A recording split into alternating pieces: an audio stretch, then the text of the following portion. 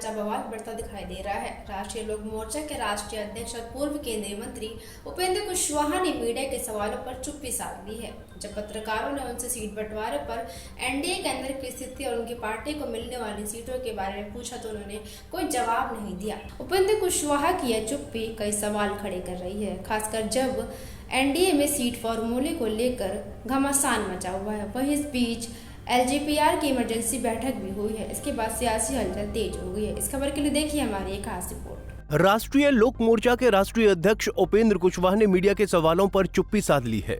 जब सीट बंटवारे पर उनसे सवाल किया गया तो उन्होंने कोई जवाब नहीं दिया। इससे पहले उपेंद्र कुशवाहा ने कहा था कि एनडीए में सीटों का बंटवारा 1 सप्ताह में हो जाएगा और नीतीश कुमार के नेतृत्व में एनडीए चुनाव जीतेगा। वहीं इस बीच डिप्टी सीएम सम्राट चौधरी ने कहा कि एनडीए गठबंधन में सीट शेयरिंग को लेकर कोई मतभेद नहीं है और घटक दल के बड़े नेता शीर्ष नेतृत्व के साथ संपर्क में हैं।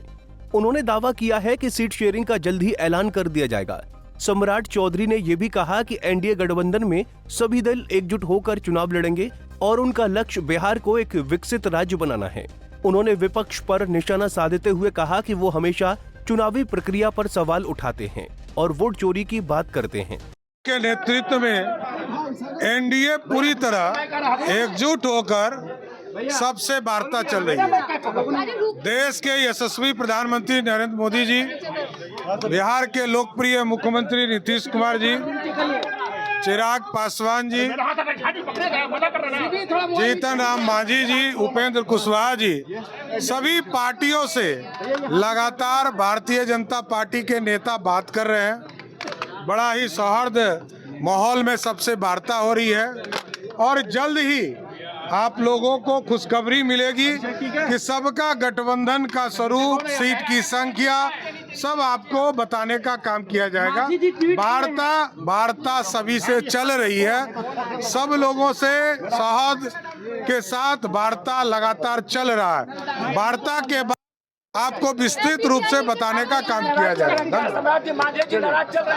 हालांकि एनडीए में सीट शेयरिंग को लेकर कुछ मतभेद सामने आए हैं, खासकर चिराग पासवान और जीतन राम मांझी की मांगों को लेकर। चिराग पासवान की पार्टी 25 से 30 सीटों की मांग पर अड़ी है, जबकि जीतन राम मांझी ने 15 सीटों की मांग की है। एनडीए में सीट बंटवारे को लेकर चिराग पासवान और उपेंद्र कुशवाहा के बीच भी बातचीत हुई है। दोनों नेताओं ने दिल्ली में एक बैठक की और तय किया कि किन जिलों में उनकी पार्टियां मजबूत हैं और वो कितनी सीटों पर लड़ना चाहेंगे।